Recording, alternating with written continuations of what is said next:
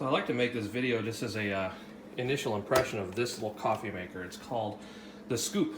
It's by Hamilton Beach, and I really kind of dig it. I've already made probably 6-7 cups of coffee with it, and I'm really happy with the results that I've gotten out of it. I have it next to my older Keurig here. This is an old B70, and as you can see, just looking at the size, the form factor is it's much smaller, and for single serve, it's perfect for me.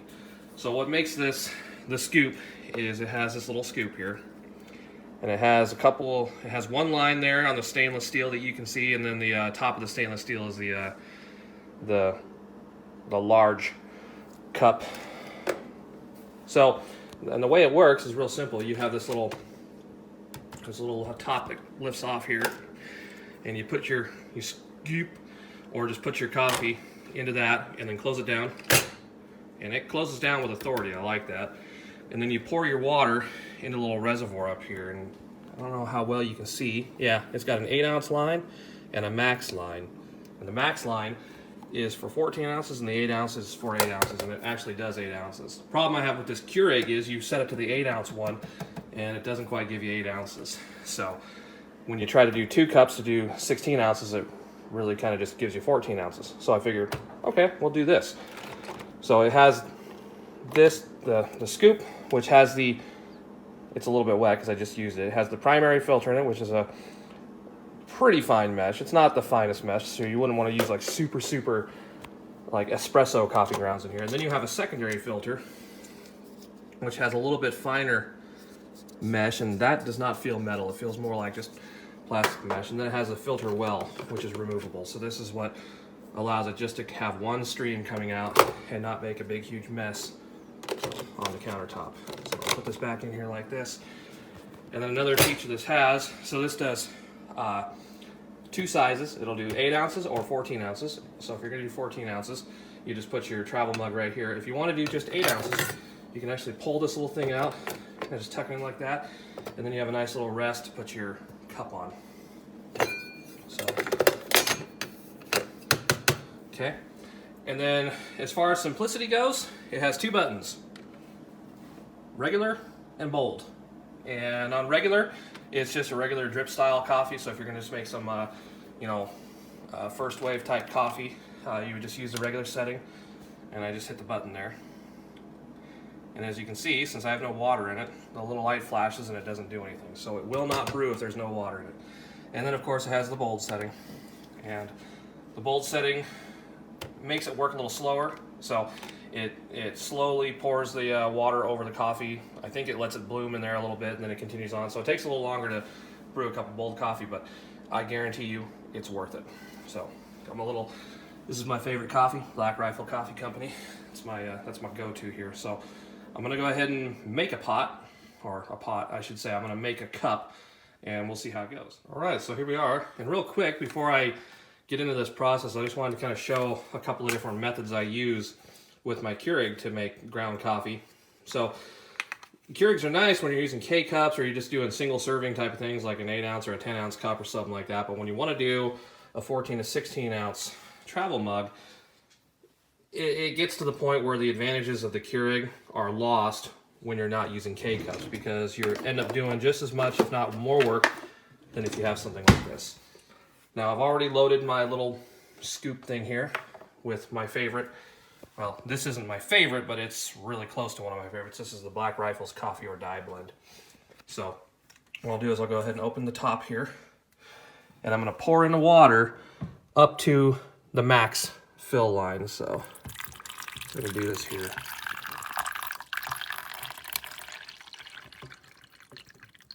We have pretty hard water at our house, so I'm using filtered water. It's a little easier on the components. Okay, so that's about it. See, it's right there at the max fill line. Okay. The nice thing is you can't overflow because it won't brew any more than you already have. So close the lid, open the top here, put the basket, little scoop basket in the top, and hit the bold button because that's how we like it. And it takes a few minutes for it. It's not as fast as a Keurig either, But, you know, one thing you can do is you could load this up the night before, put your water in the night before, just come out and hit the button and go do whatever it is you have to do. I usually make my lunch when I'm making my coffee anyway. So, let's see, it's starting to come out there. And this will take a couple of minutes, so, okay, so I think we're about done here. The little light will automatically shut off when it is finished.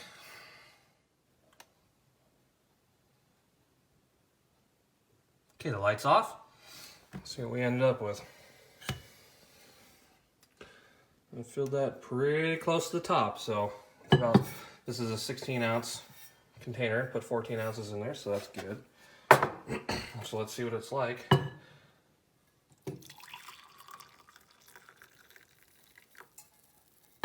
So as far as cleanup goes, it's pretty easy. I just like to lift the lid up here, let any moisture that's in here just kind of evaporate off. And then you lift this section here, pull the brew basket out, take this over to the trash or the sink or whatever you want. It says it's dishwasher safe. I would probably just hand wash it if I were you. Got some of the other finer grinds in the secondary brew basket. And then I'm just gonna take this out because I don't like residue being stored in the bottom of my coffee maker.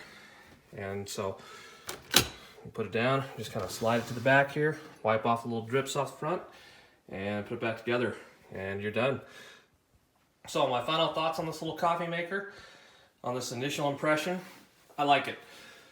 I picked this up for about $35, $36 on Amazon. Shipped to my house in 2 days. Love Amazon.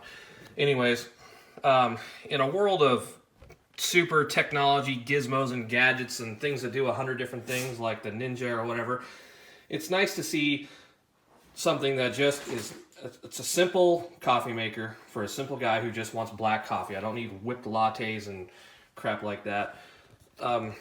Another thing is it feels really durable. Like, it doesn't feel cheap at all. I mean, it was inexpensive, yeah, but I mean, it's got a nice metal housing. I mean, things these days just feel so plastic. And, you know, for 35 bucks, this thing feels like a $100 coffee maker. It's pretty cool for what it is. So, yeah, I would definitely recommend looking at it. I mean, for $35, if you don't like it, send it back. But for my money, I dig it. I really like it.